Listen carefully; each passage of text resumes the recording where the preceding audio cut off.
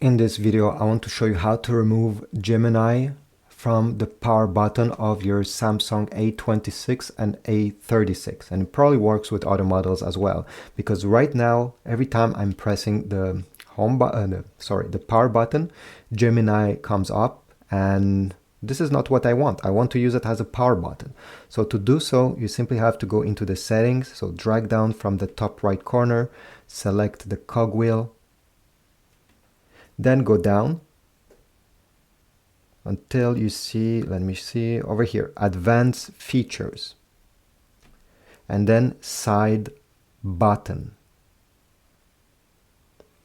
Over here, long press, click on it. By default is Digital Assistant Google.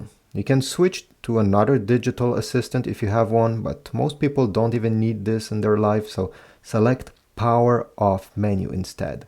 Go back, and now let me exit this menu, and next time I'm keeping pressed the power button, while I'll have the power menu coming out the way it's supposed to be, not Gemini. So now you can press power off, restart, or do other stuff. Thanks for watching. If this was helpful, leave a comment, tell me it worked. Leave a comment, subscribe, like, and I'll see you in the next video.